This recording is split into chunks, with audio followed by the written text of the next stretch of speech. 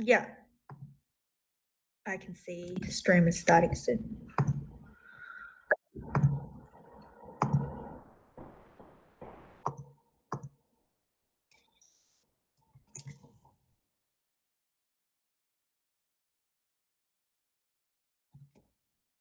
I can see it on the live stream, right? Are you? Yes.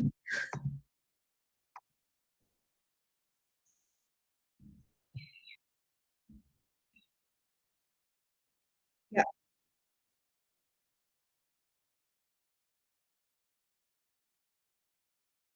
Yeah. I've muted the live stream.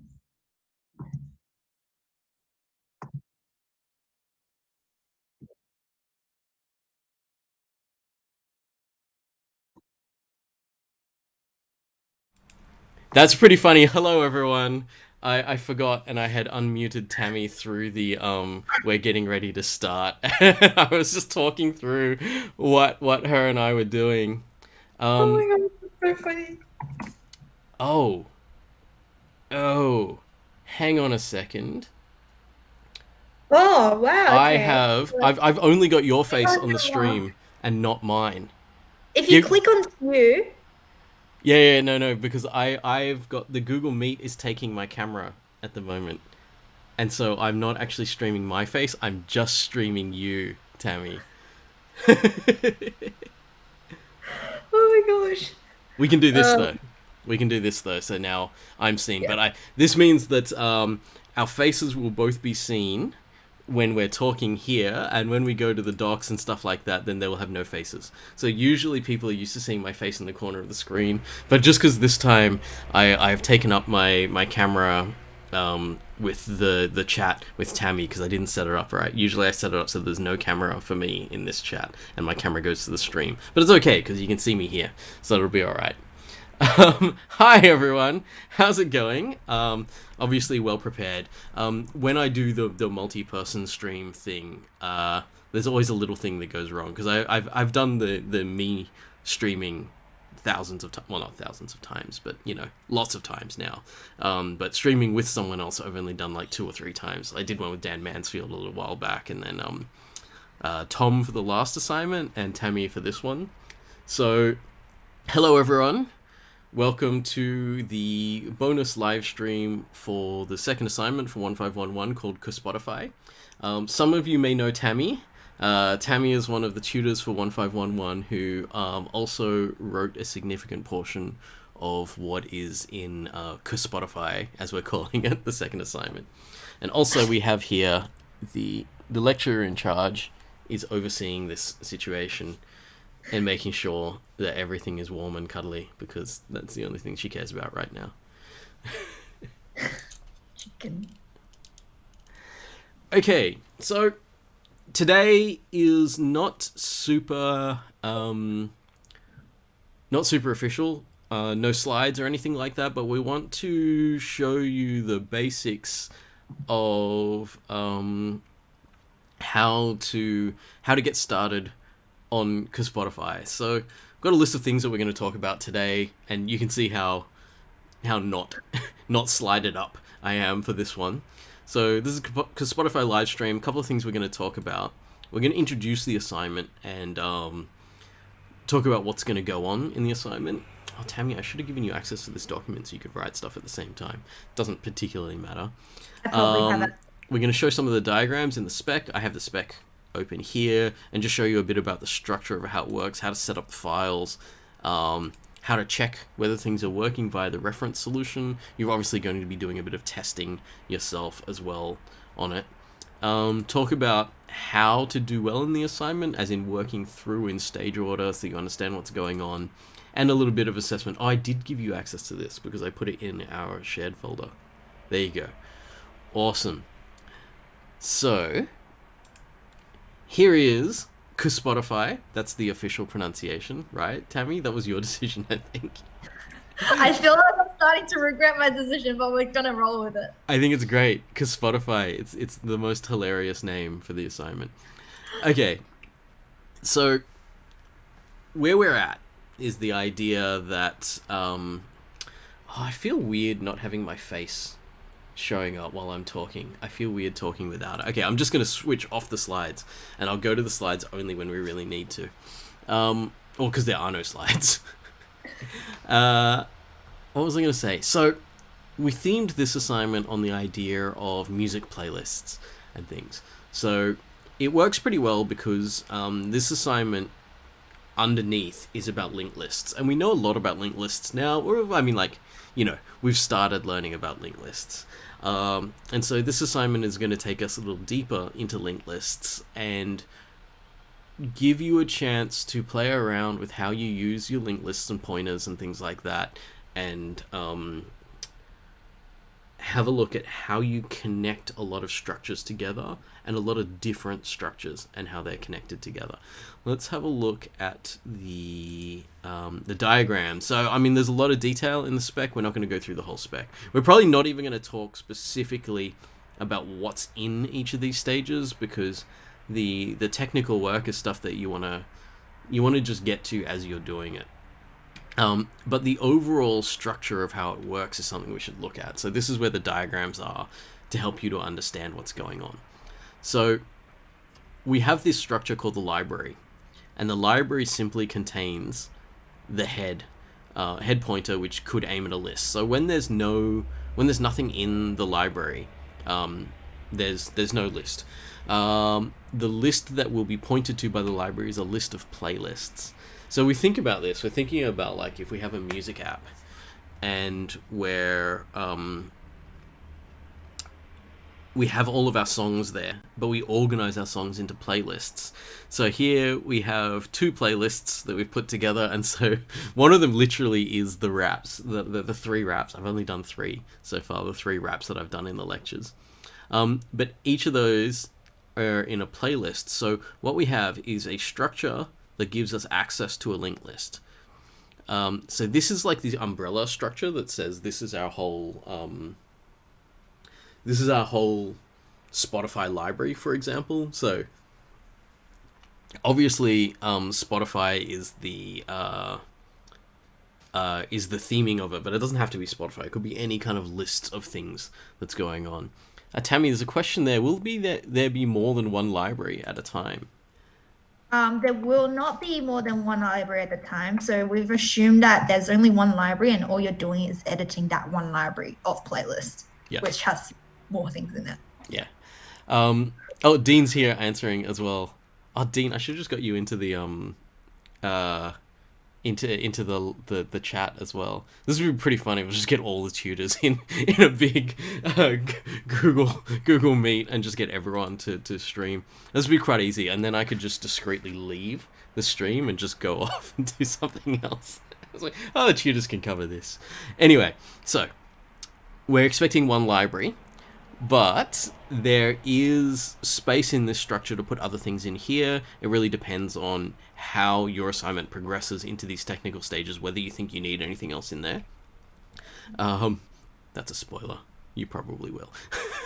We don't usually have a structure just for one variable. Anyway, then we've got this linked list here. This linked list is of playlists. And so each playlist will say what the next playlist is, and that's, the same kind of linked list that we've been using. The trick then is that each playlist that's in a linked list has the list of tracks that exist. And so each one of these has a pointer to the head of the track list. And so then we get down to this diagram here where this can point at one track, the track points at the next track, and so on. So what we have is this kind of cascading structure of linked lists where we have... Yeah, Para, I'm saying linkception. Yeah, so we've got this pointer to a linked list, and then each of these linked lists has its own linked list inside of other things. We could nearly think of this, as Tammy's saying in chat, as a 2-dimensional linked list.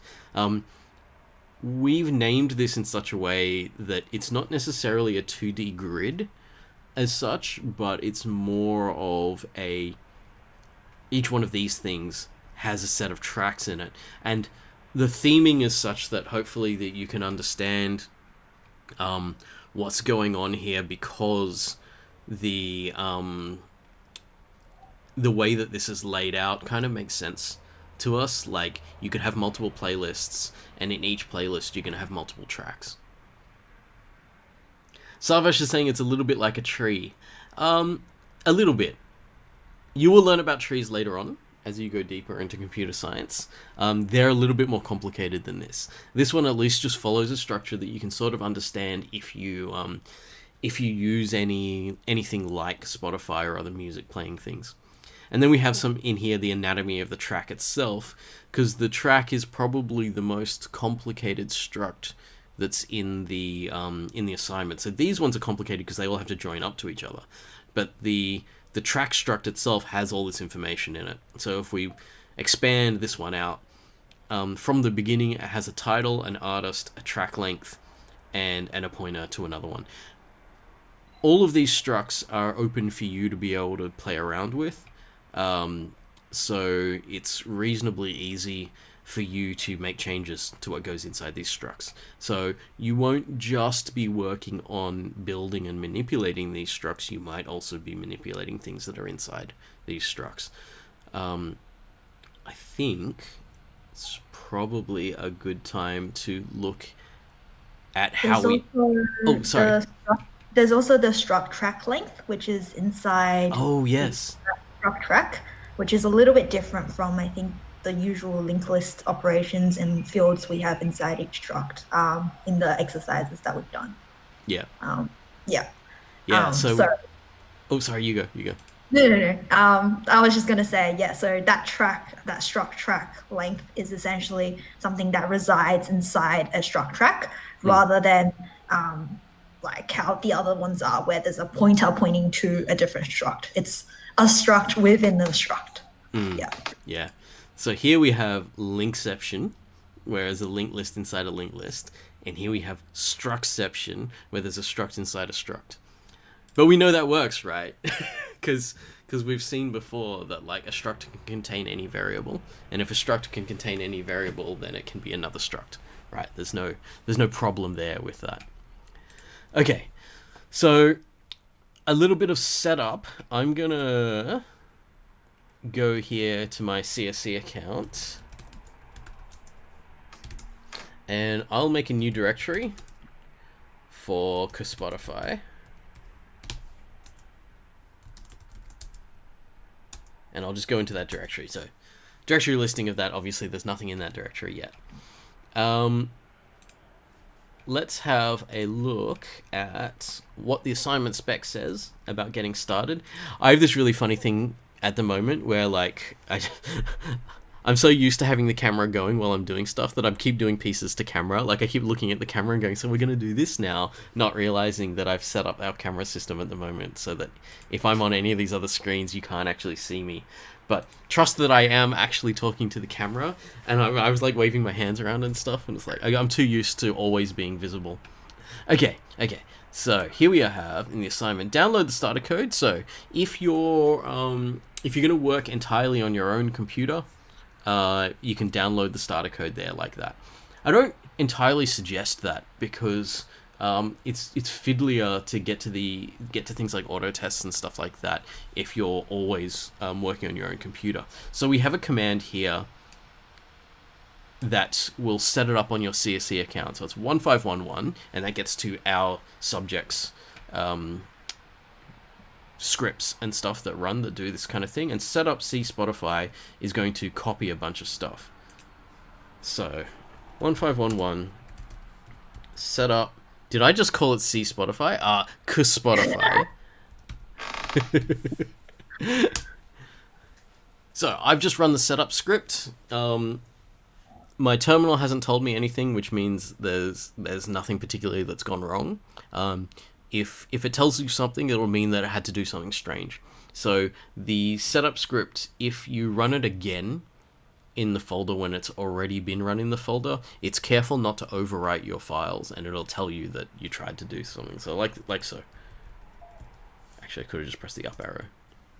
It says, failed to create this file already exists, will not overwrite these files. That's a good thing, because these are your assignment files, and we don't want the setup script to do anything weird to those. So if I do a ls here, we see a bunch of files.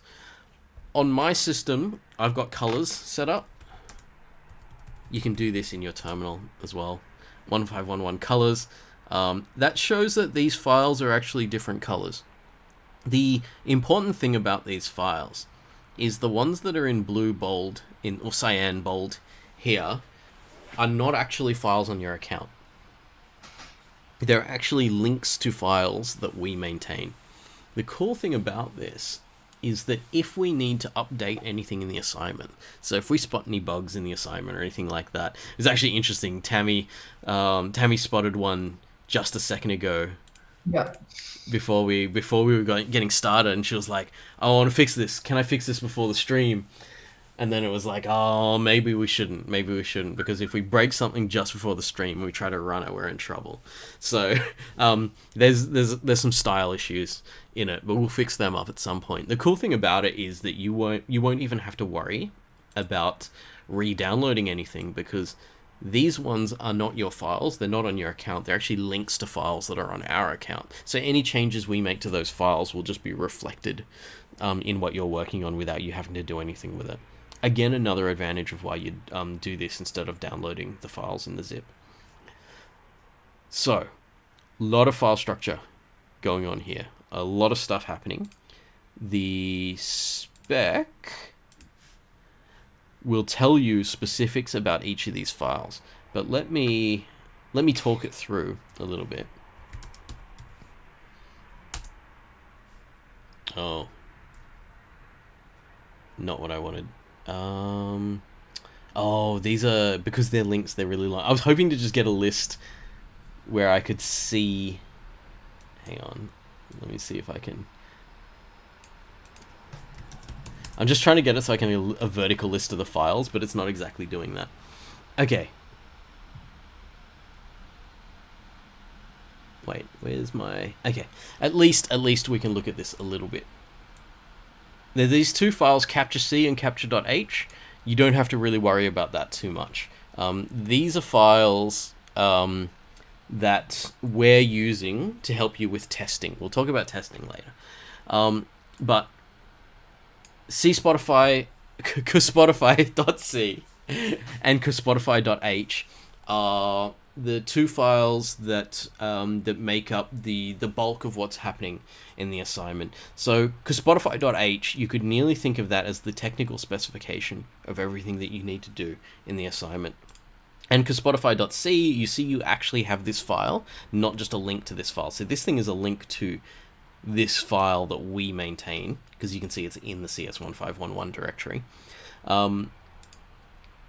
CSpotify.c is the one that you're actually going to edit, and you're going to be basically following the instructions in CSpotify.h to do that. Let's open both of these and have a quick look. So, we've seen this structure before, because we looked at, whatchamacallit, we've looked at multi-file projects already. So in the H file, we have heaps of stuff here. Stage, and there's an overview of the stage and things that are in it. Here's the create library function, blah, blah, blah, blah, blah. And then, because it's an H file, there's no implementation in there. But if we were to look over here in the C file, and we say, there's our structs, there's a to-do anywhere that we think that you might need information on how to do something. So stage 1 here, create library. So we do have some of create library already implemented. If you don't change the struct, you won't need to change how it's created, but if you do end up needing to do anything with changing the library struct, then you will need to set it up properly in here. So this is editable for you, and so on and so forth. So in here are some really, really detailed instructions on what each of these things should do. So this is add playlist. So we're going to get a library and a playlist name, and we're going to have to create the playlist and add it to the library. I think people, if you've been watching all of the lectures, you've probably got a decent idea about what might be happening in this. So if I'm saying I'm going to add a playlist to the library, that means I'm going to do something like allocate the memory for a playlist, and then add that playlist to the library. I don't know whether I'm adding it to the start or the end. If I'm not sure, that's when I would look in here and say, okay, where is it? Insert the playlist node at the end of the playlists in the library, right? So all the information is here in your H file, everything that you need. I'm just trying to open this out a bit more. Ooh, Tammy, some of our comments have gone over 80 characters. I will go back. It's not a huge thing, but we can fix that later. Yeah, so lots of information there. So, Tam, did you have something you wanted to say there? Yeah, I think that file is really, really important because it's more important than the actual spec you see for CSpotify, because that's got all the instructions, exactly what kind of values you want to return, what kind of cases you need to consider in that file. So unlike the first assignment where you're basing off all your code, basing all your code off the instructions in like the assignment spec, this one you're basing off all your code based on the instructions in the Spotify.h file. Well, even we can't get that right. I love it. We made a joke about what the name of the assignment was going to be, and now we keep getting it wrong.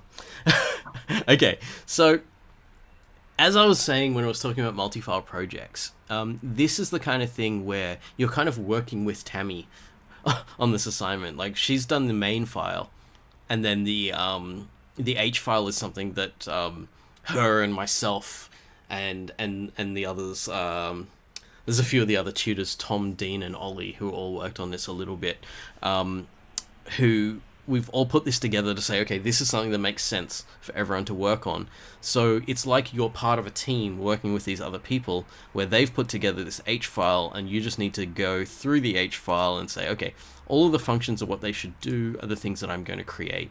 So you note here, as you get further into the stages, heaps of these functions are just empty, right? So the print library function, obviously we want that to print out the library, but it's empty at the moment. So these are the things that you're going to be implementing.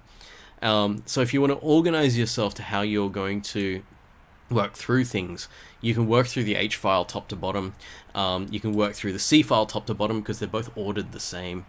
The other thing that you can do is you can go through the assignment spec and you go, all right, here are my stages. Like, even if you want to, you could actually have a piece of paper that's next to your computer that's like, these are the stages 1, 2, 3, 4, 5, and then I've broken these things down into the tasks I think I need to do for these stages, and then cross them off one at a time as you make progress on them. That's a nice way of doing things. Although I'm just going to talk about that later because it's in the list, working in stage order and testing and stuff like that. But we'll get to that in a second. Tammy, was there anything else you wanted to say about the files? I think we should talk about which ones are going to be edited and submitted. Yeah. So the Spotify.c file is the one that you implement all your functions in. And that's the only one where you will be implementing the functionality. And then the other file you need to edit is the second part of the assignment. After you've implemented things, you want to be testing things. And that's test.spotify.c.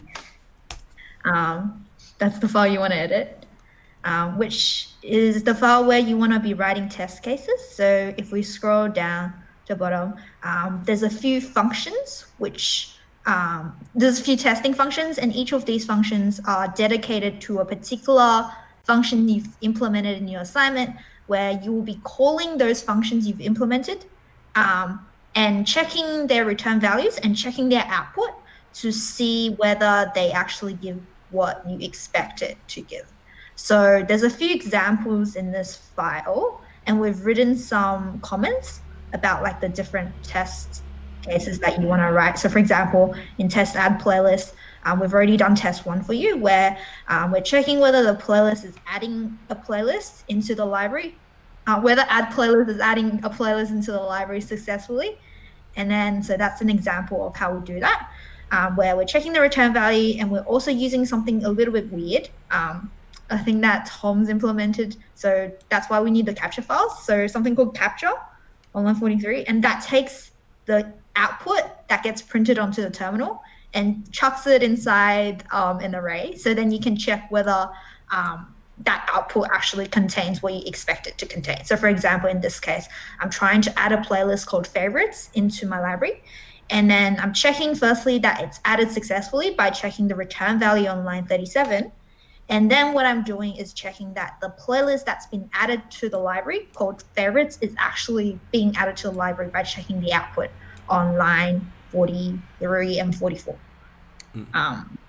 So that's an example. And then test two has like an example of what you should do, as in as in what you should test there, and then you should fill out the code for that. Yeah. So we should we're going to talk about this later, but should talk about the stuff you do to earn marks in the assignment. So part of it, yes, is what we've already spoken about.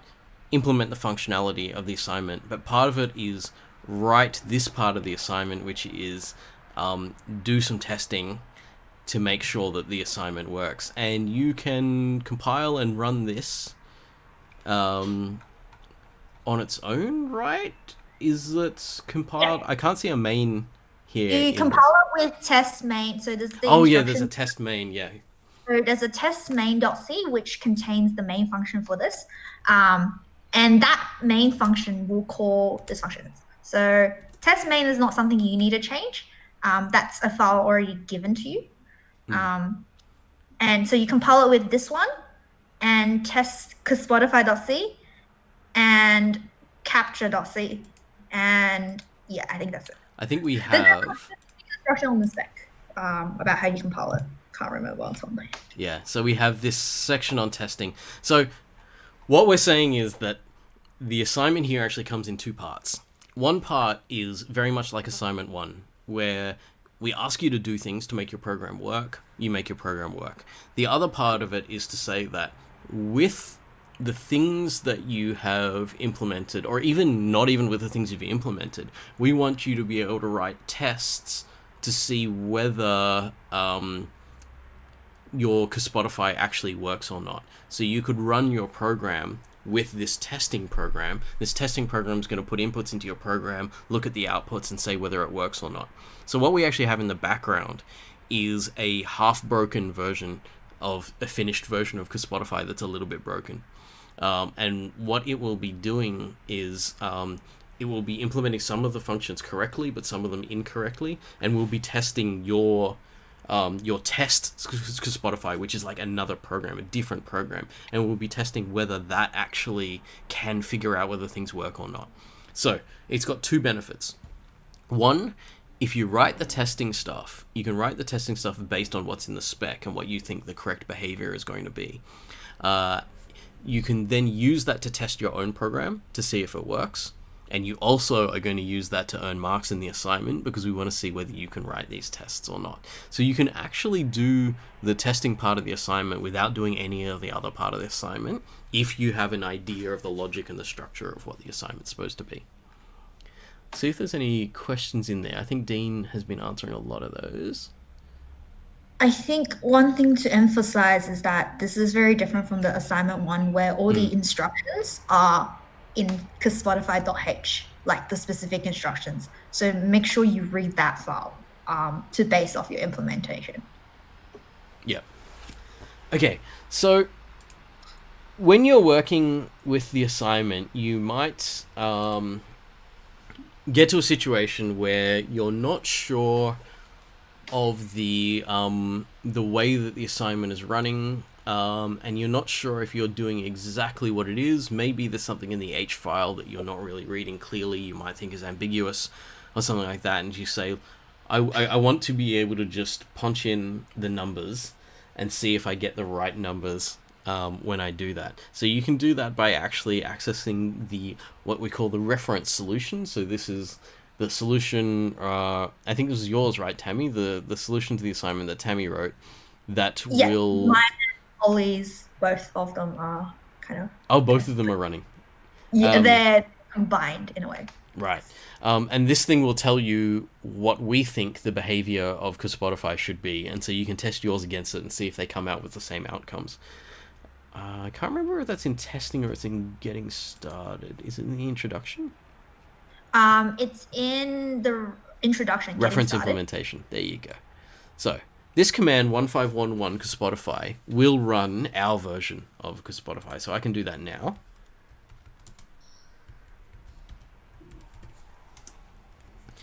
So this runs what's in the main file. You're not necessarily going to be you're not going to be working with the main file in particular, but if you want to, you can read through it and see how it works. So you're going to be implementing all of the functionality inside the program, and the main file chooses which bit of functionality is going to happen at any particular time. So if I want to figure out how to use this, the easiest thing I can start off with is pressing the question mark, and it'll tell me all of the commands that are possible. You're probably going to want to do this with a smaller font. These are all the commands that are possible when we're running CSpotify. So for example, if I want to add a playlist to the library and then print out the library to see what it was, so I've got A and P there. So add a playlist to the library, says playlist name. So the next thing I need to do is playlist name. So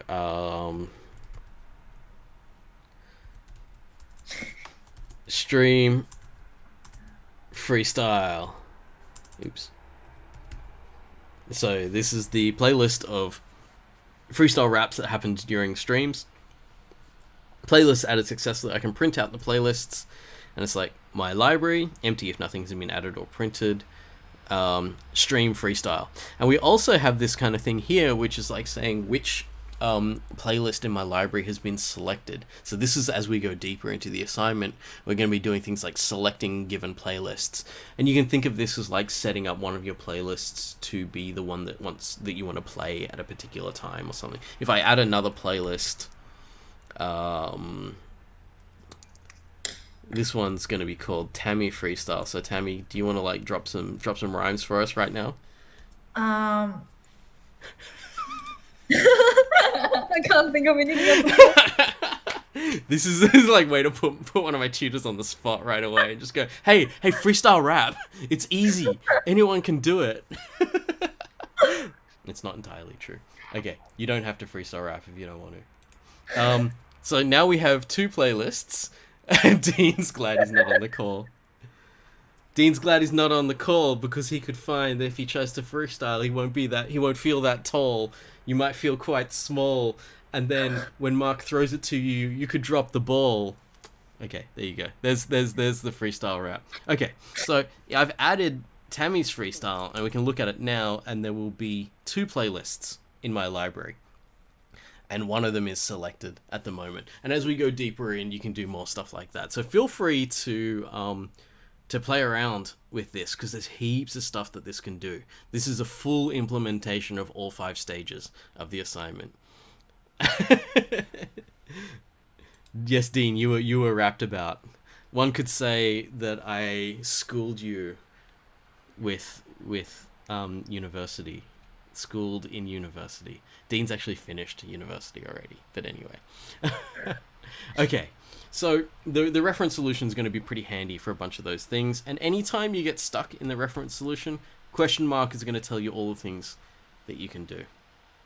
So we can add tracks to playlists and stuff. We can select different playlists. So if I just go S, select the next playlist, print them out, you'll see the selection marker has moved on to someone else.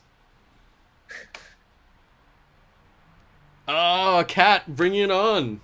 We should get Kat into the call, and then Kat can freestyle live in front of everyone. Okay, so I've got to remember how to quit, but that's okay. I just pressed the question mark a second ago, so lowercase q quits the program. If you really want to look at how that all works, you can see the main file here. You don't have to do anything with the main file.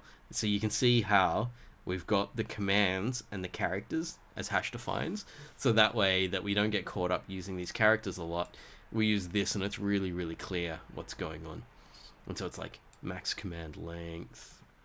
And if you get the command quit, then you quit. It's much easier than having just the letter Q there and having to look back and remember what all these things are. So you can see Tammy's used really good style in creating this. Not the line length. Oh, except for the line length. There's a few. Oh, they're not. Oh, you're only like a couple of characters over here and there. Yeah. Anyway, you don't need to know what's going on in here. If you want to, you can just trust it, and you can say the main is this interactive program that's going to be working on the front of what I was doing. Dean's now going to post everything in chat in rhyme. Okay. So what we've covered is a little bit of structure, how to get your files set up, what the reference solution is, and we talked a little bit about the testing, which is the other part of the assignment. It's kind of like the assignment comes in two parts. The major part that's going to take most of your time is just getting stuff working, because getting stuff working is the hard bit. But testing whether stuff is working is just as important. It's not worth as many marks in the assignment, but I think it's still quite important, because you're always going to have to be working on whether stuff is working or not. Okay, reference solution. So we're talking about working in stage order here. I wonder if... So all of the stages are mostly going to need the previous stage to be able to work. Tammy, did you want to talk about the stages at all? I don't know if you want to or not. If you want to, you can share your screen so that you can scroll through it rather than Okay. me doing it. I'll just talk about, because each stage. We don't have to go into like super detail about what's going on in each one, but you can at least talk about a vague idea of what's in each stage. So the overall advice that I have for everyone is do the stages in order, which means what you're going to want to do is mostly complete previous stages before moving on to the next one.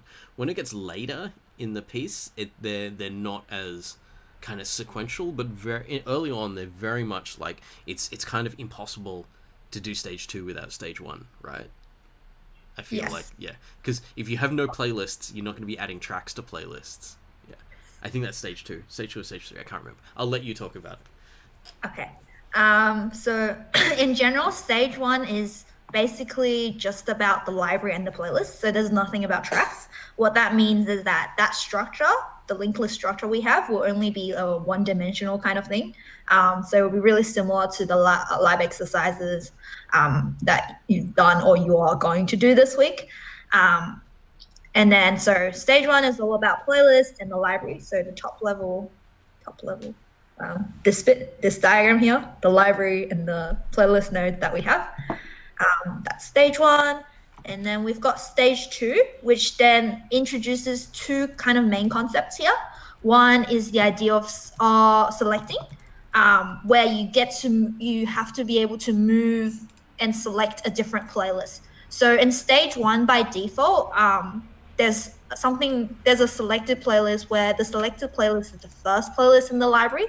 And then in stage 2, what you have to be able to do is to select the next playlist or select the previous playlist. It's kind of like a cursor where you're going through the different playlists so you can edit each one of them.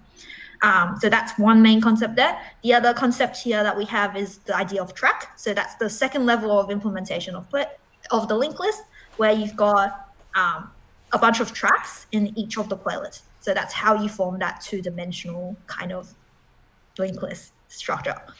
And then there's something with playlist length where you have to calculate the length of a playlist in minutes and seconds. Yeah, that one's a little bit, there's a little bit of a pointer operation there with like integers and passing things by reference and stuff, but you can read the instructions when you get there in CSpotify.h.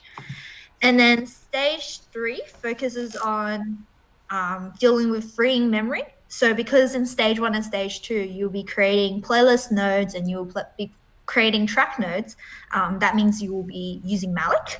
And so by the time you get to stage 3, we'll be practicing deleting a particular track, deleting a particular playlist, which means a whole playlist, including the tracks inside the playlist, as well as deleting an entire library, which means you will need to use the free function. But you will get that. So stage 3 is more focusing on freeing things, freeing memory, and manipulating the list so that you are taking things out of a particular list. Jump in for a second to let everyone know that I haven't yet done the lecture on removing linked lists and going through and freeing memory, but that's tomorrow, so it's not that far away. Yeah. Okay. Moving on. Stage 4 gets a little bit fancy. So it's like a combination of what you've done in the previous stages, where you kind of have to remove some stuff from some list and put it in some other list, or do some kind of weird search. Essentially, it's a bunch of random kind of functions that you need to do, but they're more challenging than what you have done in stage 1, stage 2, and stage 3. And so you've got something like cut and paste track, where the general idea is you remove something from one playlist and put it in another playlist. And then you've got like some search thing where you have to follow some kind of a search algorithm, or some kind of a encoding algorithm. Let me rephrase that. But there's information about that again in CSpotify.h. So that's where you will be reading the instructions. And then Oh, sorry. I was going to say, you can actually look that up. That algorithm is an actual algorithm that people use for determining the similarity between words based on how they are spoken rather than how they are spelt. So we hinted at that in the lectures about how to actually check whether things rhyme. This is the algorithm you could actually use to check whether things rhyme. Yeah. And so it's a real algorithm. You're implementing something that would actually exist in things like spell checkers and stuff like that. So pretty cool. Yeah, so for example, if you spelt Blackpink as Blockpink, then you can still search up Blackpink by typing in Blockpink, stuff like that. But yeah, I just have to say that. Yeah, we've got to reference it, right? Because if anyone's looked in the specs so far and all of the examples and stuff like that, that is that's in it. That's a lot of both mine and Tammy's favorite music is actually in all the examples in it. So yeah.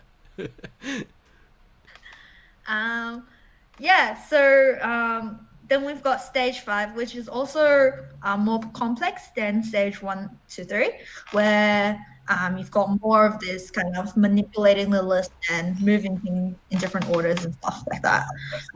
Something to highlight is that stage 4 and stage 5, there you will notice that they have very little order tests when you run them. So that's your chance to write your own tests and test your own code. Yay. What else? I think that's the general idea about all the stages. Mark, did you have something else you wanted to add about the stages? Not necessarily. I was actually answering stuff in chat. Yeah, so as you can see, the stages are spread out over this difficulty curve, where at the beginning it's the fundamental things like, can you add stuff to linked lists, can you move through the lists and do things, can you actually do the selection, which is like maybe some mechanism that you're going to use to identify which playlist is currently selected, and then as you get later in, stage 3 is like, can you manage your memory properly, right? So we're not even really going to be checking you for memory leaks unless you're working on stage 3 or later. And then stage 4 and 5 is like, can we drop a professional algorithm on you and can you implement it, right? So I think that's really cool, because like, we've only been programming for a couple of months, but you're already at a point where I could say, I mean, we were nearly going to, we copied the algorithm into, I think it's in the H file, right? Or is it in here as well? I think the full algorithm is in the H file, right? Yeah. We copied that in, but it's literally, if you look this up, it's what we did was copy the Wikipedia article. We didn't want to just reference a Wikipedia article, and in case someone actually makes a fundamental change to the way that the algorithm runs in the 3 weeks that we do. It's like so unlikely, but we still didn't want to do it just in case it changed during the running of the assignment. So we've taken a snapshot of it. But it's a real algorithm, so that's one thing that's really cool. You get a chance to do that. And then stage 5 is like, can you play around with the deeper ramifications of a playlist and the entire structure of the assignment? Can you play around with the entire structure of the assignment, showing your understanding of the whole thing? So that's the way that we've set these things up, I think that actually segues quite well into us talking a little bit about assessment. Actually, I like the screen layout here because it's got both of our faces, and the screen there. It's actually better for you to share the screen to me I'll and do then that. me stream it than for me to actually look at the spec. So the breakdown of the assessment. If we look at this table and we kind of come up from the bottom on this table, the passing mark of the assignment is to have stage 1 complete and selection working from stage 2. So the bar that we're looking for is the ability in stage 1 to be able to add things to a linked list, and to be able to loop through a linked list. Because I think our adding is at the end of the linked list, so you kind of have to loop through the linked list every time you add. Unless you have other tricks. People sometimes come up with other tricks to do things. So what we're looking for, the basic capability that we want everyone to have by the end of the assignment, is the ability to create and loop through a linked list. And we've already covered that in the lectures. That nearly you could be considered to be the first lecture of the 3 that I did on linked lists. But then as we go deeper into it, we get this case where basically, I think for the next few stages, completing the rest of stage 2 is 10%, completing stage 3 is another 10%, and then the 2 harder stages, stages 4 and 5, are worth 15% each. Because they're going to take everyone more time and effort than the first stages are, so we decided to give a few more marks for them for that. That is your performance mark, but if we just go back up a little bit, Tammy, the way that the marks break down is here. So your performance mark will be 70% of the marks for the assignment. This means the majority of the assignment is in the performance marks, and so when I'm saying this is your passing mark here, that's assuming you do something for both style and the testing. The testing is what you do in the test.CSpotify.c file. So the test.CSpotify file is where you set up methods that you think are going to be able to test whether or not functions are working. We have auto tests for the tests, so things are going to get weird because I'm going to say the word test a lot, but we have auto tests for the tests. So what you can do is you can actually run your test CSpotify against our mystery broken CSpotify. So we've got our reference solution, which is our fully working CSpotify, but we also have a second solution which is specifically broken in particular ways. And what you can do is you can run your test CSpotify, so that's the auto test there. You can actually run your test CSpotify against our semi-broken solution and see whether your test can identify which parts of our CSpotify do and don't work with the proper specification. So there's lots of kind of support there for this, because we haven't had you writing that many tests up until this point. You've done some in the labs, so some of the labs up until this point, a few of them here and there have been, can you write? I think it was last week we did one where it was like, yeah, swap case testing, swap case. Yeah. So can you figure out whether the slightly broken swap case is working, and can you figure out in which ways it's working? So this is going to be exactly the same kind of format. The bonus is that you could use this with your own CSpotify, and you can use it to kind of verify whether yours is working or not. So what we're trying to take you towards is the idea of the future in programming where no one writes auto tests for you, right? Because if I could write auto tests for someone, then I don't need them to write the code, because I already know a whole lot about what the code is supposed to do. So you can see we kind of weaning you off the auto tests eventually, and this is why stages 4 and 5 have nearly no auto tests. Because if you want to push to high distinction, so completing stage 4 and 5, you want an HD in the course, that kind of thing, we expect you to be able to test your own code by that point. So these are the marks for kind of everyone to learn something about testing, because everyone should learn something about testing. But the marks at stage 4 and 5, where there's less help from us, there's less automated testing, is your chance to prove that the stuff that you can write in the testing actually gets you the marks in what we've asked to do. So it's kind of like you're going out on a limb a bit more, where you're saying, I can't just rely on whether the auto tests are telling me something's going to work or not. What I am instead relying on is whether I've read the spec correctly and whether I have implemented correctly based on the spec. Nox is asking... Sorry, Nox. It tried to filter your question because you used the word ass. But does this assignment weigh more towards your final mark? Yes, it does. So the first assignment was worth 15% of your final mark, and as Dean's saying, this assignment is worth 25% of your final mark. So it's worth nearly twice as much as the first assignment. MX is asking, will the finals, so the final exam, I assume you're asking about there, will that include us testing our own code? Yes, in a sense. We won't necessarily, although we haven't written it, so we still could. We're not necessarily expecting to write a question in the final exam, which has you writing specific tests for our broken code. We may or may not do that. It's not necessarily in the plan. But either way, it doesn't particularly matter, because everything that you're going to have to write for the final exam, you're going to have to do some testing with, right? Like, no one submits code without testing it. So whether or not we do specific marks assigned to specific testing programs, you're still going to have to do heaps of testing on your code in the final. Okay, so 20% of the marks are for style. So readability of your assignment.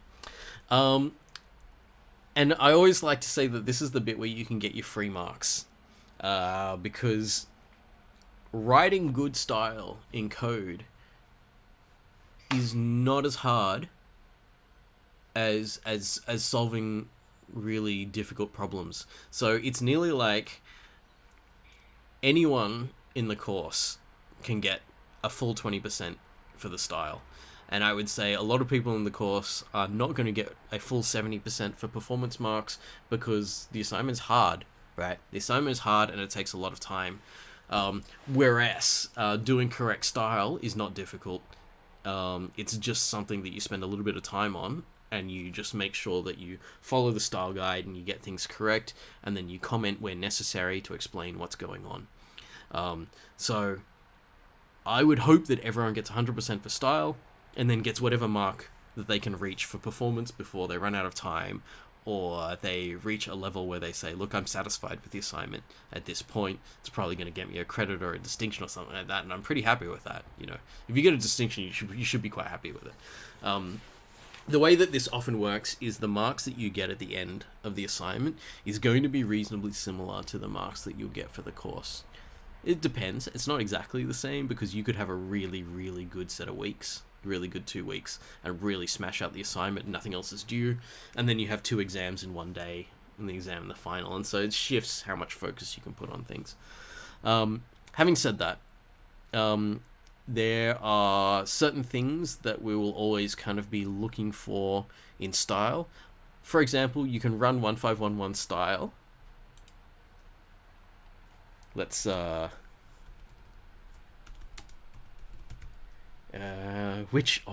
gonna pick at your stuff now. Oh my gosh, I don't think I've ever run that, so I'm like go and sneakily fix up the style after this. Okay. Gonna complain about the characters. The only thing it's saying is that stuff should be longer than 80 characters. Yeah. Oh, one of your functions potentially has over deep nesting. So yes. Yeah. So this 1511 style command can give you a lot of help on what things are working on. At least there was no incorrect indentation happening. The only things it said was there was 1 point of over deep nesting, and so I'm going to assume, yeah, there's a lot of depth of if else and then while and then if and stuff going on here. So there's that is a fair call Because if I just scan through this code and look at it, I can't see enough on this screen to see why we're at this level of depth. I'd have to go all the way to the start of these ifs. Wait. Oh, no, I was. It was stage 4, stage 5. It was here, I think. Else if this. Then I go deep into here. So maybe I could understand this, but, you know, let's see how it goes. And then the only other thing was some of these lines went over 80. It's not too bad, Tammy. I'll give you... functions. Say again? Ideally, you want to put those code inside functions. Yeah. If they're too long, then if it's too much nesting, then putting them in functions is handy. So 1511 style can give you help with some parts of that. It won't give you help with everything, but it'll give you help with some parts of it. The other thing that it's not ever going to be able to check is, are your variable names intuitive? And are your function names intuitive?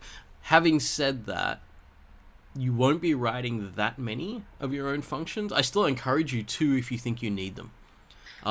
If you try to only implement things inside the functions we've given you, so inside the H functions, the functions that are in the H file, you may find some of them getting really big. So I'd be a bit careful about that. I would say that once a function starts to do more than one thing, and this is a gray area, right? This is a human judgment call. So you're going to have to practice this and see when you want to split things off into functions. Hopefully you can get a lot of feedback on this kind of thing. Basically, after you've done your assignment, you'll get feedback on this. You may have already, or not quite yet, but you will be very soon receiving feedback on the first assignment. If you tried to split stuff into functions, your tutor may have had some things that they could tell you about, whether that did or didn't work. You can always ask your tutor as well. So when you're in your labs, if you can ask your tutor to have like a one-on-one chat, because don't show your assignment code anytime the other students can see it, but you can have a one-on-one chat with your tutor and say, can I show you this? I split this function up like this. Do you think this works? And your tutor can say, yeah, that kind of works. Or they can say, if you look at this function, you can see that it's kind of doing more than one thing. You could split that up into 2 functions, and then part of it will be reusable, that kind of thing.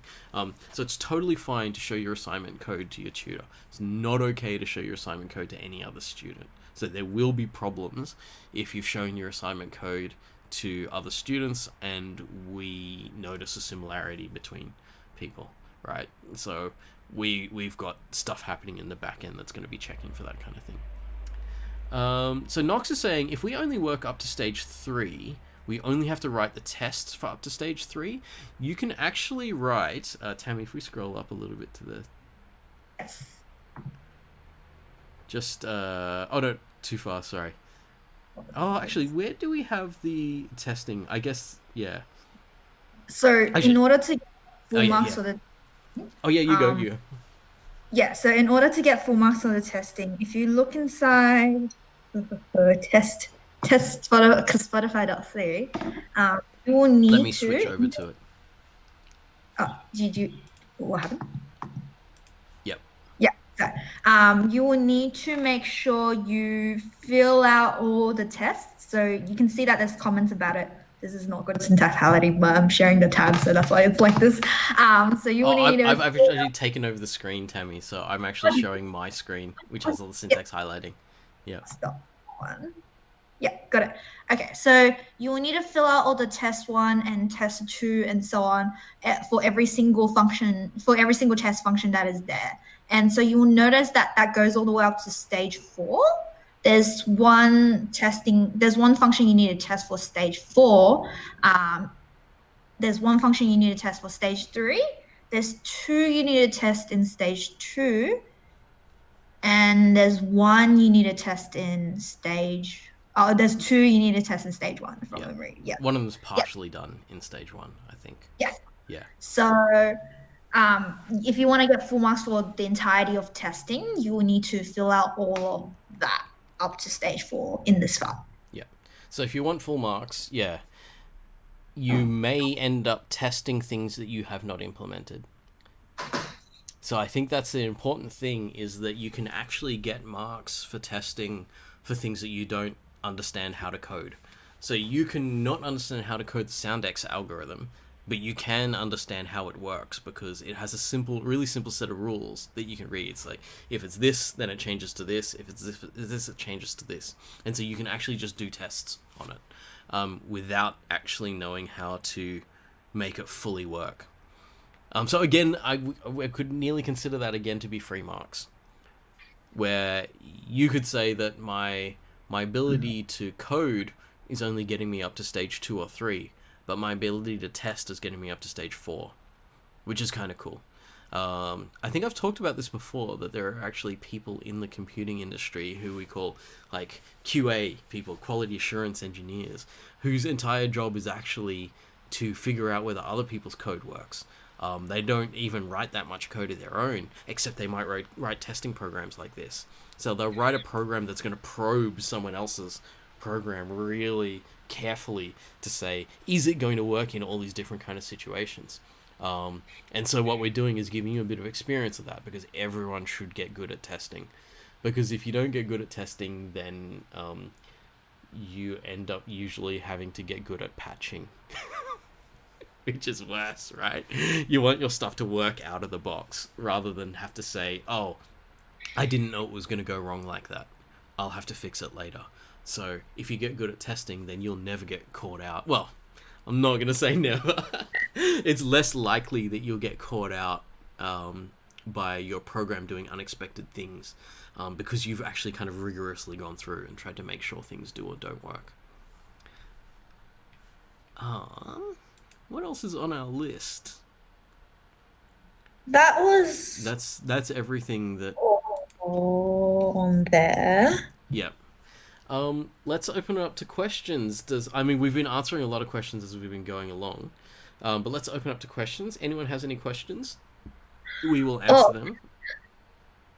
In stage 1, what does the selected list indicate? Breakdown. We could take a break, but I have a feeling that we're probably just going to wrap it up when we're done. Because I don't think we're going to go for a full 2 hours today, because I think we've actually covered everything that we wanted to talk about.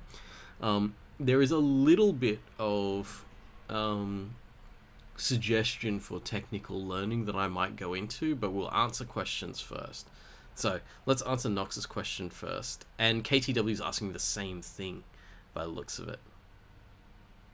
Yes. So okay. You can think of selected. How do I explain selected? What's the best way to do this? So if you have a playlist, what you need to do in the assignment is, once you have a bunch of playlists, you will need to go into each playlist and add tracks into them. And so what selected means is that there's essentially a particular playlist that you want to, that doesn't make sense. Selected playlist is the chosen playlist, the currently chosen playlist. And so you want to be able to keep track of a currently chosen playlist, and you will be able to move it around. So it's kind of like a cursor pointing at whichever one's the selected one. Mark, do you mind opening up the reference? Oh, I was going to open up Spotify, but no, you can open up. Spotify. Actually, I don't know if that makes sense. If we go to actual Spotify, it's probably better to go to. Do you want to open the reference, or differently? I would have made it so that I did everything in the chat window here. I think if I do. MX was asking, should we do selected playlist code after stage 2, because that's when we were putting in code to select different playlists, right? Or during stage 2, the question was. I would say do it as the first thing in stage 2. Because if you look at the things that we're testing in the assessment, saying that, like, are we...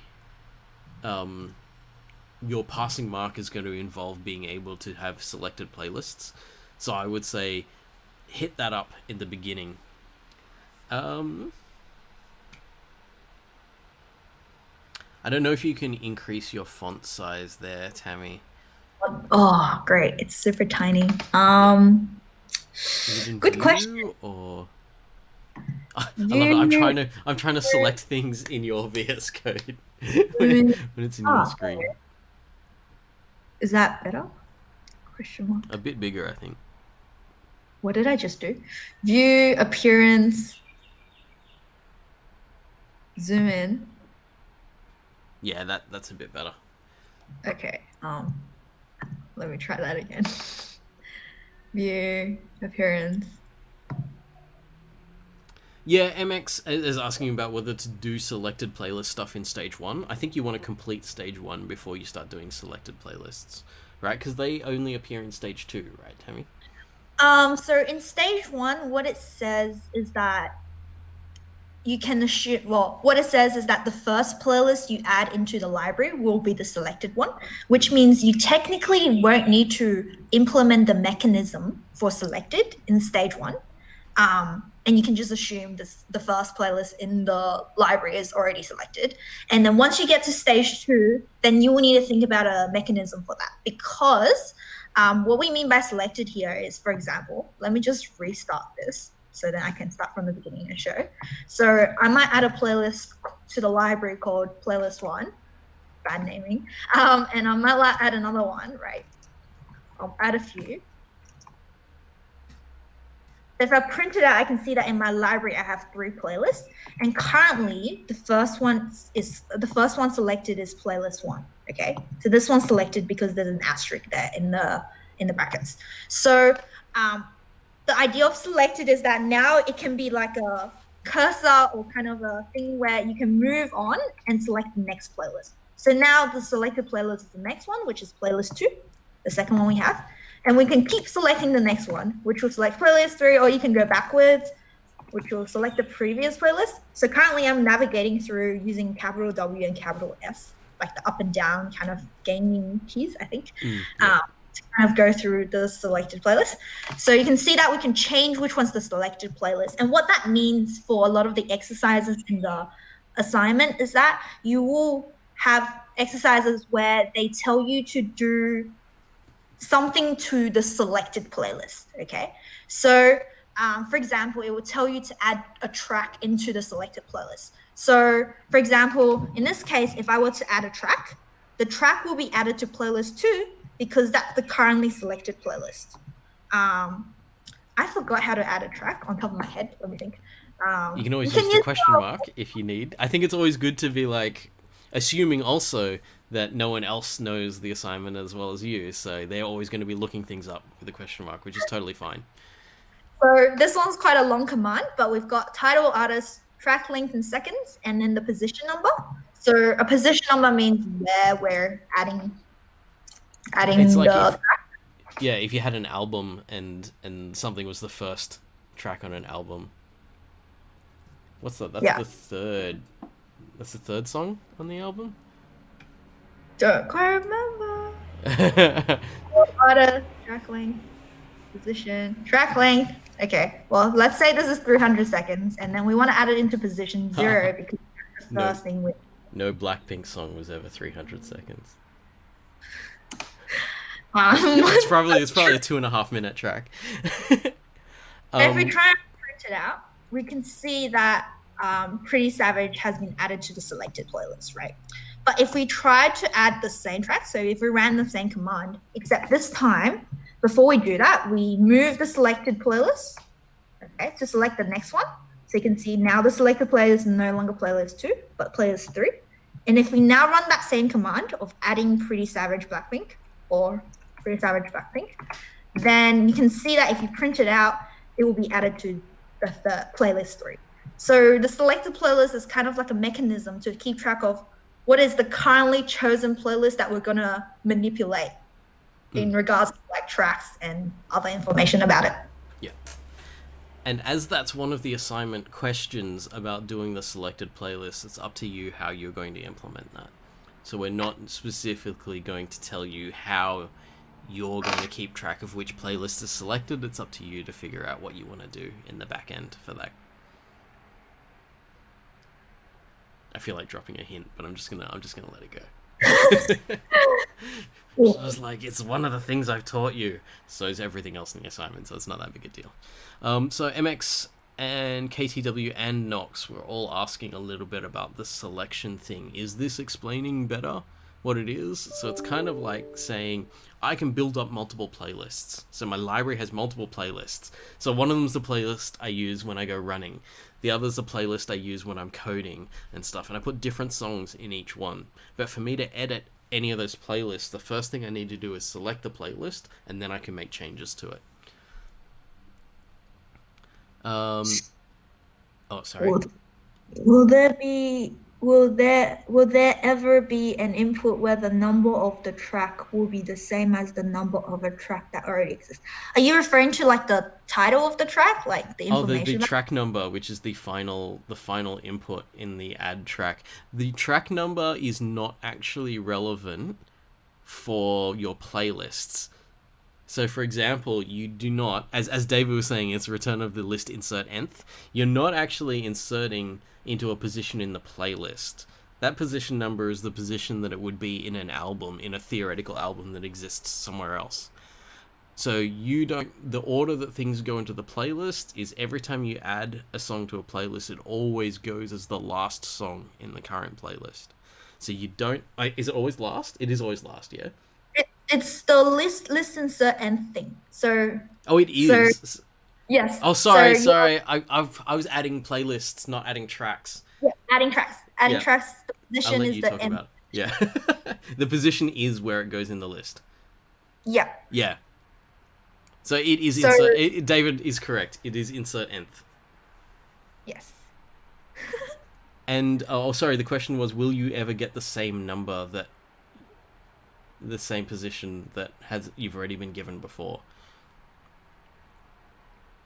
So that's so you can't insert 3 at the yes. So this is specified in CSpotify.h, but if there's no playlist, there's no tracks in the playlist. If there's no tracks in the playlist, you can only insert 0. So if I try to do something like, let me just print it out. I'm going to go to playlist 1, which is empty right now, right? If I print it out, if I try to do what I did before, but except this time I add Pretty Savage to 3, this position number is identified as invalid and it won't be added to the playlist because there's no such thing as a third position in that playlist since there's no playlist there. So the only valid position there will be 0. This is explained in a bit more detail in CSpotify.h above the function that you have to implement this. If that makes sense. Yeah. Cool. I apologize for that. I started explaining add playlist. The playlist's always added in order, but the track is added in specific places, which is why they're in different stages of the assignment. So add playlist is like just add something to the end of a list, but inserting somewhere in between is a more difficult thing to do, which is why it's in a later stage. We're going to talk about that tomorrow. Actually, no, I've already talked about that. That was Tuesday. We've already done insertion into different places in the list. So my code is available. And I should also point out that using the code that I've taught you, so using the code from the lectures and stuff like that, is not considered plagiarism. It's considered using the course material. So if you need to, you can look really closely at everything that I'm doing over the linked lists lectures and say, that's the technique I want to use for this part of the assignment. The difficulty is identifying which technique to use where in the assignments, but a lot of these things you can see I'm teaching you specific things and then testing you on those same things later on, so it all fits together. Yeah. David was like, oh no, the selection commands wrap around. Yes, they do. If you keep going next, it's going to go back to the first back to the beginning. Yeah. So similar to previous, it's going to go back to, wrap it around. It's important to also remember that the selection there can never not be a selected playlist. The only time there can't be a selected playlist if there's no playlist. So long as a playlist exists, something will always be selected. So, there will be lots of little things like that to manage in the assignment, and you'll kind of figure that out as you get deeper into it. Did we have any other questions people were wondering about? I'm glad we talked through the selection. I think a lot of people were asking about that initially. I guess it's good because the selection is the first jump. The assignment's like, oh yeah, just stuffing around with playlists, but what is this selection thing? Because everything else is really easy to see. You're like, oh, that's a linked list. I add something to a linked list, and you go, yes, I know exactly how I'm going to do that. Whereas the selection is like, we're specifically not telling you how to do it. So it's up to you to say, okay, how do I do this? How do I make sure that one of these things is kind of like thought of as the selected one? I'm being really careful to not say anything about how I would do it, because I want this to be something where, you know, we've taught you a lot about problem solving. We've taught you a lot about approaching problems with a set of tools in mind and seeing which ones fit. And so we want to see how you approach this. Yeah. I think Dean just posted a really good question. Yeah, and the answer. That's what... Yeah, and the answer. So if anyone needs help on the assignment and they get stuck, labs is a really good time to do it because they're generally very quiet. Like a lot of tutors have some time in the labs to answer questions, so feel free to jump into any of the tutors' tute labs, like any of the tutors, even if it's not your tutor. They will all be happy to help. And help sessions will happen when, like, more help sessions will happen closer to the assignment deadline as well, as well as the course round. Yeah, I think that the fastest turnaround you're going to get is in labs, so you can get an immediate conversation with the tutor and get your answer right away.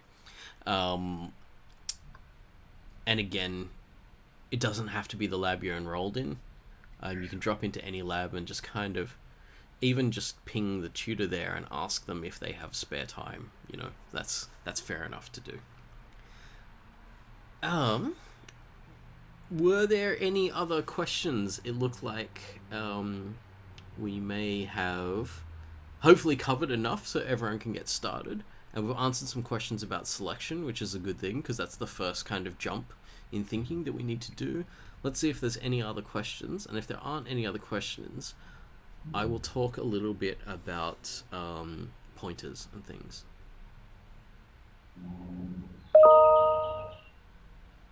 Is that your computer or mine? I love it when you're in a in like a co-stream like this. You don't know whether it's your notifications or someone else's. It might be mine. Let me have a look. Okay. So one thing, I might just open a paint window for this. And I'm going to... Actually, Tammy, can you go back to sharing your screen so that we can just see both of our faces? Oh, yes, I'm actually manipulating the fact that that's going to do a particular camera layout for us. Give me a second. And we'll share the assignment screen. So this way you can see both of our faces while I'm working in the paint window here. Yes. Nice. See, this is like engineers solving problems. This is what we do. Okay, so one of the things that I think is important when we're learning about doing stuff with linked lists and doing stuff with pointers and things like that is thinking about what it actually means. David saying wouldn't be MCMG lecture without MS Paint. At some point I don't know, maybe get a tablet and a pen and then use like Photoshop or something cool like that. But I mean, like, you know what? This gets you the message clearly, so I'm still going to keep using it. So let me see, I've got a pointer here. So let's say I had a pointer where I'm trying to loop through this list. So let's just call this pointer N, make it easy on myself. And in each of these, there's a next pointer which is aiming somewhere. The things that we're going to get caught up on the most is how do we get pointers to move around? How do we get pointers to change what they're doing? So I'm just going to put some memory addresses in for each of these. Yeah, 1B. Oh, I could nearly name the memory addresses after Near Automata androids. What are their names? There's 2B. Anyone play Near Automata? Tammy, help me out. You haven't played the game. I haven't played the game either. I just know that they have androids with particular names, and they're like 2-character hexadecimal things. Oh wait, 5S is not going to work. 5S is not a hexadecimal number. Sorry. What about 5F instead of 5S? Okay, these are actually hexadecimal numbers. Was it 9S? Oh, okay. I don't know. I've heard of them, and I've heard it's a really cool game. Like, it's like really, really cool tuned fighting, but I haven't actually played it, so, you know, there's only so much time that I have in the world. Okay, so this N currently is storing the value OX1B. So OX1B means it's aimed at OX1B. Next here is storing the value OX2B. And next here is storing the value OX5F. Okay, so there's a couple of things that we might be doing in code to make something happen. So if I want to access this node here, then I'm going to use *n. *n gets me there.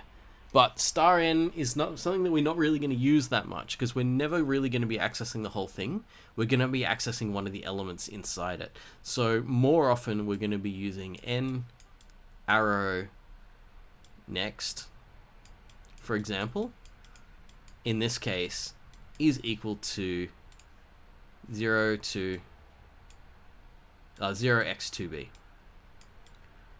because this is the value of something that is inside here that I'm getting via n. However, there's a difference between this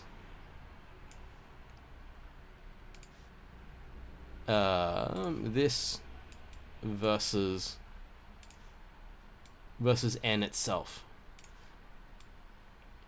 So if I'm going to do something to *n, or I'm going to do something to n with the arrow, this is very similar. These things are following the pointer to this object. Whereas, if I'm going to make changes to n on its own, changing n on its own changes this object, which is the green one and not the brown one here. So I've marked this one as the brown one, and this is what happens if I go into the pointer. So I follow the arrow into the pointer and I get things that are inside, or I use the star on the pointer and I get things that are inside. This assignment's actually probably not going to use the star very much at all. Nearly all of the time it's going to be the arrow. Remember that when we use the arrow, it means we're going into the object and making changes. However, a lot of the time we're going to want to move this. So if I want to move this end pointer to one of the other ones, so theoretically what I want to do is I want to take this arrow away and I want to aim it somewhere else. So let's say, for example, I want to aim it there. The command to make that change is going to be change the value that is stored in n, which is n equals something else. So if I want this thing to copy the pointer that was inside this one, so I say I no longer want to be pointed at 1b here, I want to be pointed at 2b here, which means I want to copy the next pointer. So n is going to be equal to, let me just go back to the arrow as it was. N's currently pointing here, and I want to copy this pointer. So what I can do is I can say n is equal to n next. When I say n is equal to n next, what I'm saying is take whatever value you find in n next, 2b, here, replace the value that is inside n with the value that came from here. So this would then, this operation here would replace this address with this one, which then does the interesting thing of saying that n is no longer aimed at 1b, it's aimed at 2b over here. Which means that this pointer has now moved to here. So learning the difference between these things and saying using the arrow gets me into this object and gets me looking inside this object, but using the pointer without an arrow And without a star on it, means I'm changing where the pointer aims. And I change where the pointer aims by changing its value to some other location. So here I picked up this location, and next, which was this one at the time, because at the time I was aimed here, and I picked up that number and replaced my pointer number with that one, which means I'm now aimed at this one. Heaps of what we're doing in the assignment is about knowing the difference between using a pointer and using the arrow to get inside the thing the pointer aims at. So for example, here, if I'm going end next, this is now this value, 05F.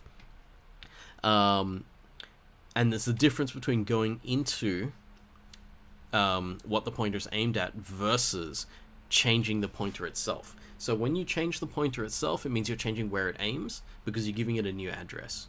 When you're going into it, it means you're following it to where it was going and you're making changes inside whatever you found at the other end of the arrow. I think that when it comes down to succeeding in this assignment, this is going to be one of the most fundamental things that you're going to want to learn to be able to succeed in the assignment. Nox is asking a question. Which box will point to the green box now? So we don't necessarily have anything pointing at the green box right now. So n is actually a pointer variable that we're using. So this is the kind of thing where, say these things are tracks. So let's just say, for example, these are all tracks in a linked list. Then the thing that created n would be struct track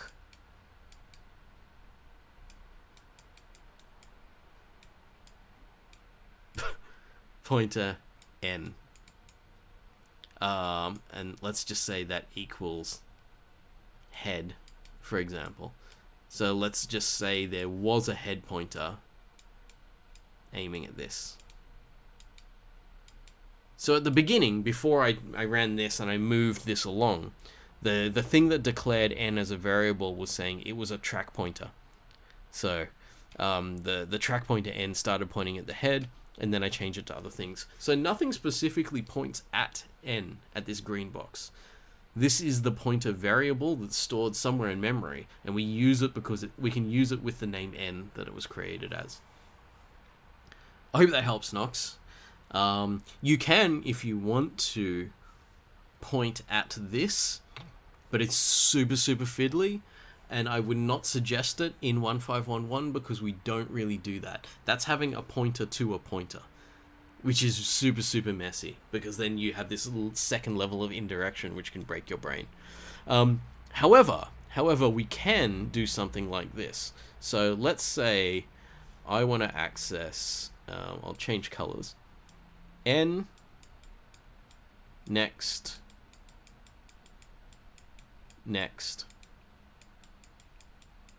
and I say what happens in n next. You can use more than one arrow. So let's follow what's happening here. So the n goes in here. So the arrow means you're going to follow the pointer. So the arrow means I follow the pointer in here and look for a next. I get a next. I get into this one here. And then I say, now that I'm in this one, I followed this pointer into this one, and then I'm saying next. So I'm looking at this thing's next pointer. So let's just actually set up its next pointer because it doesn't have one yet.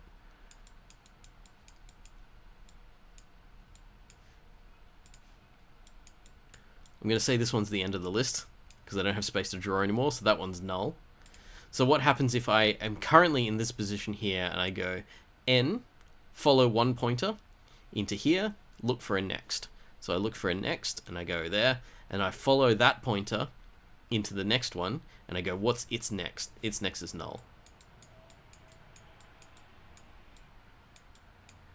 So at this point, it's nearly like, okay, where are the instructions?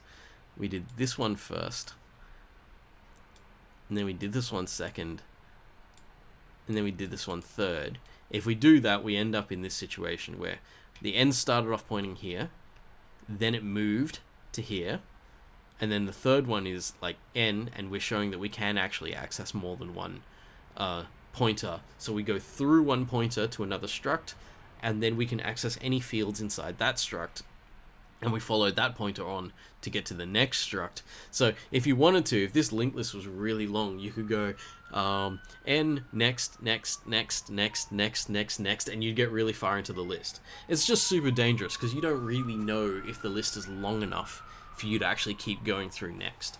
I would prefer doing something like keep doing a while loop until you've reached a certain point, and if at any point the pointer that you're moving along becomes null, you know you've hit the end of the list and you don't have anything more that you can do.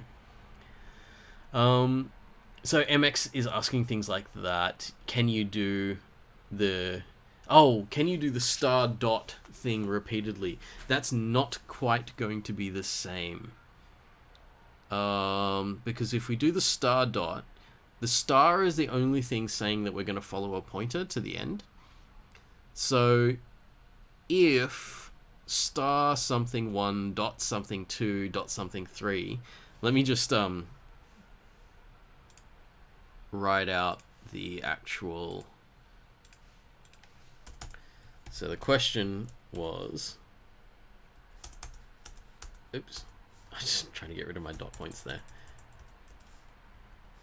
The question was star something dot something dot something versus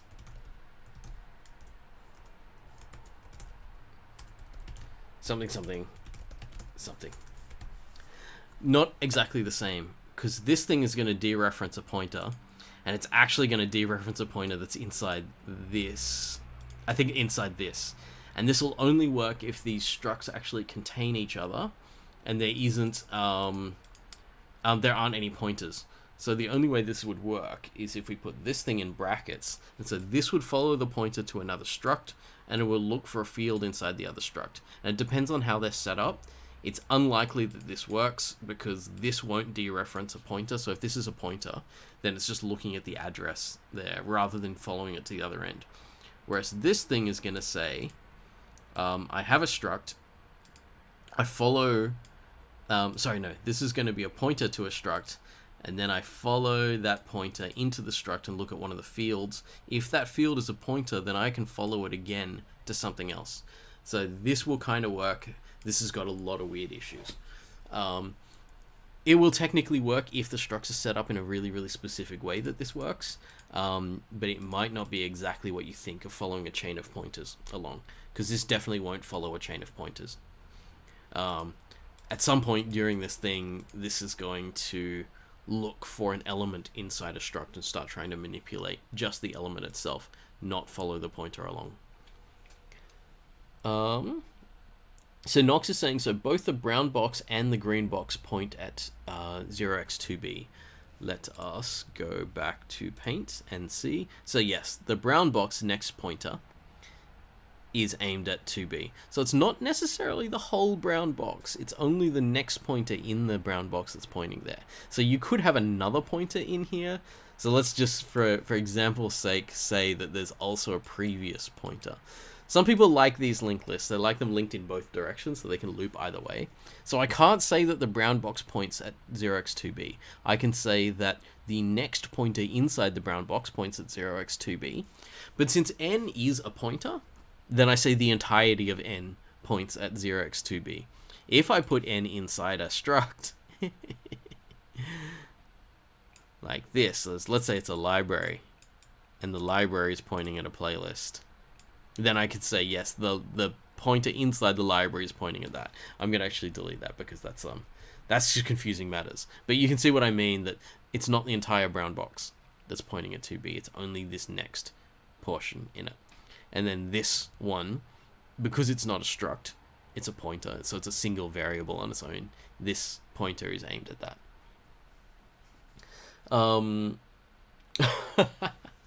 Dean has got the actual syntax there, which is kind of hellish.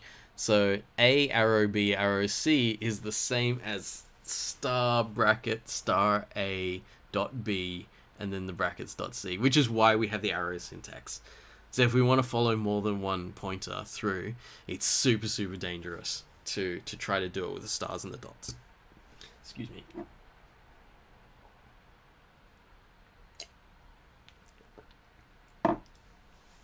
All right, I just wanted to throw that out there, this kind of stuff about pointers, because I think that if there is a sticking point where people are going to have trouble getting this assignment going, it's going to be on the difference between following a pointer to a struct versus changing the pointer itself.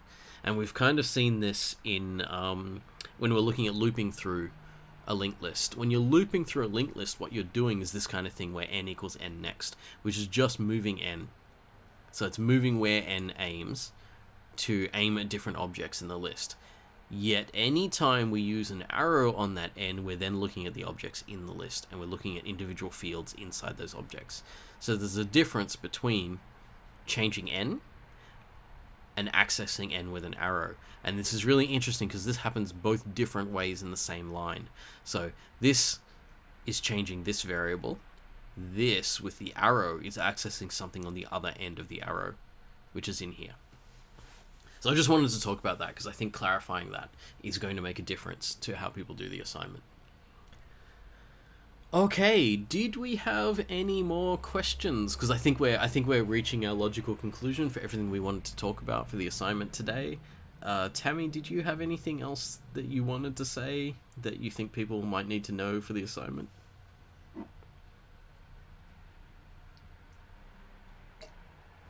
You're muted, by the way, in case were you talking? Yes. Yeah. So Mark mentioned this before with regards to auto test having tests which will test your testing code. And I just wanted to explain how that works a little bit more.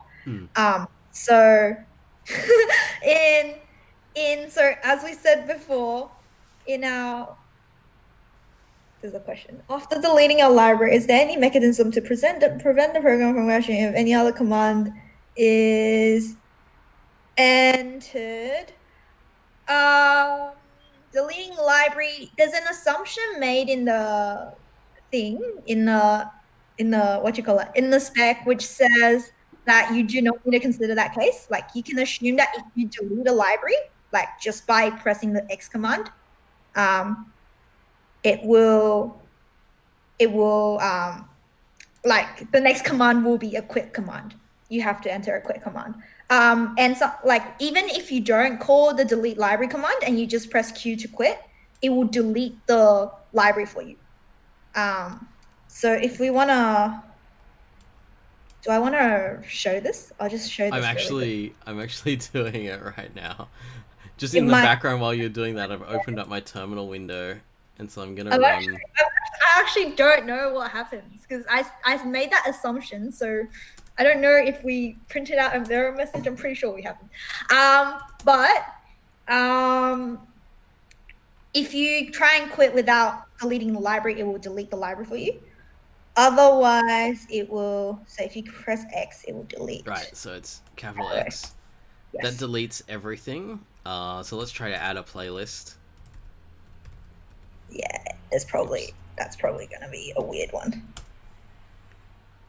Right. So we haven't even implemented anything in the reference solution for that. Yeah. So when we've got that, you know that we're never even going to test that. So what we're saying is that once we've deleted a library, we're assuming that none of the other actions will be taken after that. Because we don't even have create library, do we, as an option here in the main? Yeah. So that's actually a really good question, because usually we don't want something like this kind of error popping up. We usually want our errors to be really really clear. So we may even make changes to the main to show that if we try to do anything to a library after we've deleted the library, that none of that is going to be tested. Are you taking notes now? You're going to make those changes later, Tammy? Yeah, so we'll probably make a change here, but I think you can kind of see already that we're not expecting that to happen. So if you've deleted the library, we're expecting this thing to end, rather than anyone to try to continue doing anything with a non-existent library.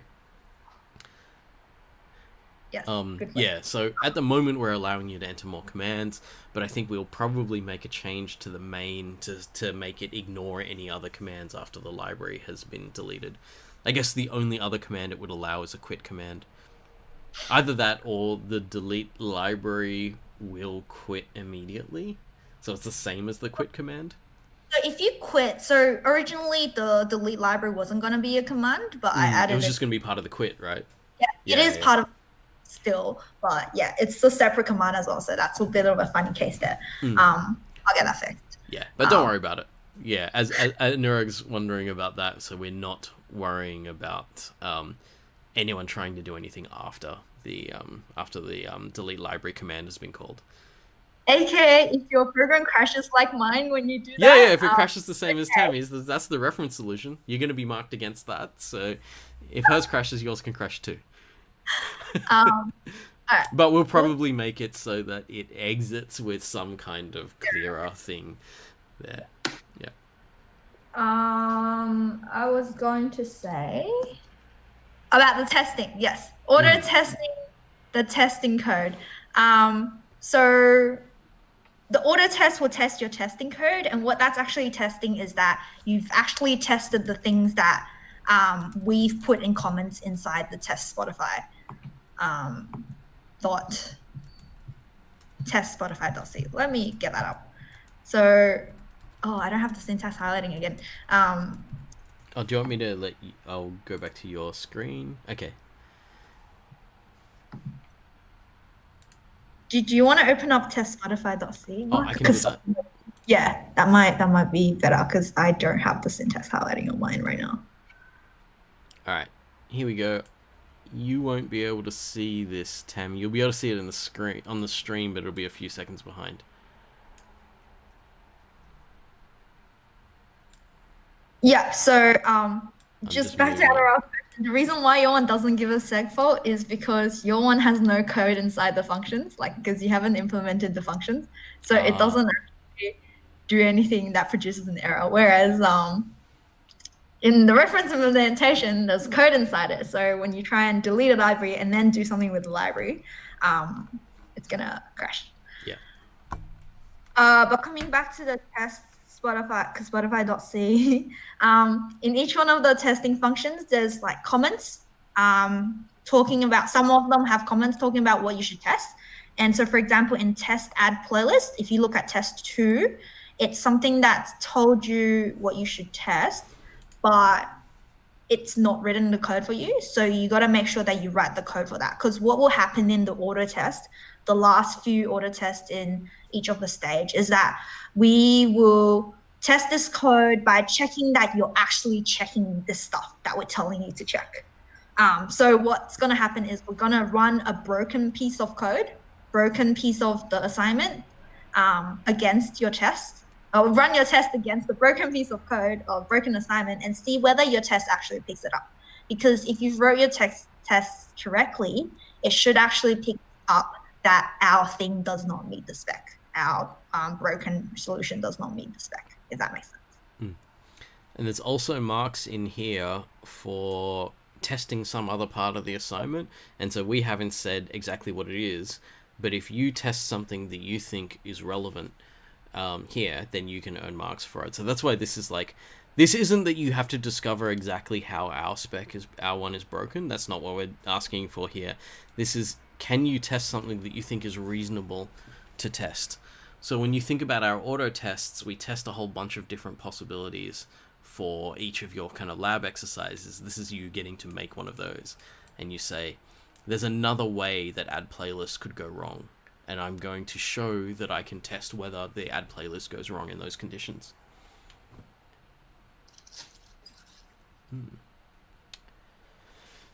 Okay, I think that's funny. Maybe we should have taken a break in the middle because we ended up using the full 2 hours. Well, nearly. I think that might be it for everything. I will open up for a couple of seconds for final questions for anyone, and if we don't have any more questions, we'll wrap it up there, but we'll see. We'll just wait a moment and see if there's anything else anyone has to ask.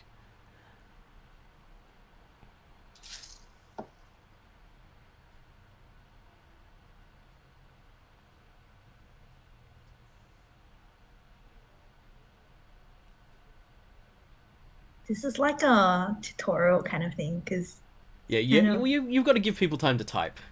So they may have. I mean, I'm assuming that most everyone who had questions was just typing them in while, or even while we were talking about other things, which is totally fine. So I think we've yeah. answered all of the questions. I think like because I was saying like how it's like a tutorial, how it's like a really cozy group because there's like 15. Oh, yeah, yeah, because there's not that many people here in person. I mean, a lot of people might be in Tom's talk right now, because Tom's actually doing another talk right now.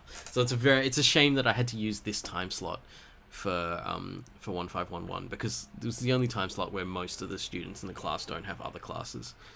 Some do, but not all. Okay, let's wrap it up there. I just want to thank Tammy for coming along. Thank Tammy also for writing so much of this assignment. So she did a whole lot of all these code files. She wrote nearly all of those, and got this all set up and working. And good luck with the assignment. Remember that if you need help, labs are the easiest place to get help. If not labs, then help sessions are also very good. You get one-on-one help there. Forums are also pretty decent.